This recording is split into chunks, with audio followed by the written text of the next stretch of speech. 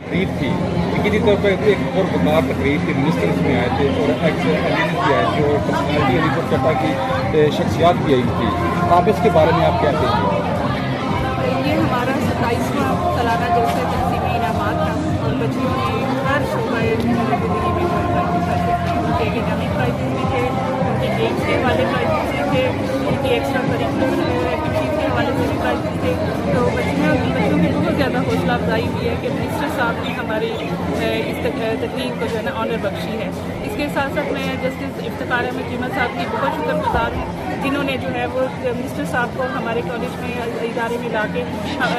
लाना मुमकिन बनाया। इसके अलावा जो कॉलेज के मसाइल हैं, इसमें मैं दोबारा बात करना चाहूँगी कि एक तो हमारा हॉस्टल जो है वो अनफंडेड स्कीम के अंडर है और हम चाहते हैं कि ये हॉस्टल ना बने बल्कि इसकी जगह पे BS ब्लॉक बना दिया जाए, क्योंकि इस वक्त हमारे कॉलेज में 3 BS क्लासेस शुरू हो चुकी हैं और उनके लिए क्लासेस की कमी है और नेक्स्ट आने वाले दिनों में ये सेमेस्टर जो है ना वो बढ़ते चले जाएंगे और हमें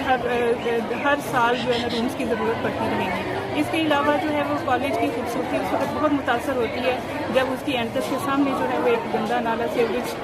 गुजरता है और हम चाहते हैं कि किसी तरीके से इसको ढांप दिया जाए ताकि जो है ना कॉलेज की खूबसूरती में इजाफा हो और हमारी बच्चियाँ पुरसकून कंड्यूसिव इन्वायरमेंट में तालीम हासिल करें। यकीनी तौर पर जिस तरह हमारी बच्चियों ने गुज़श्ता सालों में नाम रोशन किया है, स्पोर्ट्स में, तालीम में और हर शोबा है ज़िंदगी में उन्होंने अपना एक नाम रोशन किया है,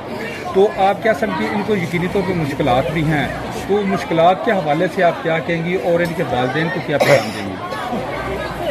ज़्यादा मुश्किलात बच्चों को जो है कन्वेंस कर रहे हैं। सारी बच्चियाँ जो दूर दराज गाँव से आती हैं और उनके लिए कन्वेंस का बहुत ज़्यादा मसला है, ख़ास तौर पर जो है रसूल नगर के दरमियान में जो हरे कोट के दरमियान जो बाईपास है वहाँ से कोई कन्वेंस नहीं मिलती है। इसके अलावा जो बच्चियाँ हमारी बनी के तारीख चरखा और इस इलाके को कवर करती हैं तो वहाँ से आती हैं, उनके लिए आने जाने की बहुत मुश्किलात हैं। तो इसके अलावा जो है बच्चों का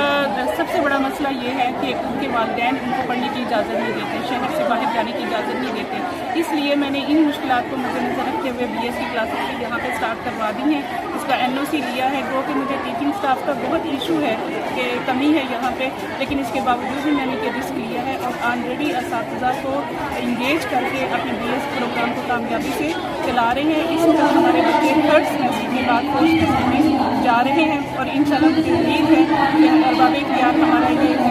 शॉर्टेज का जो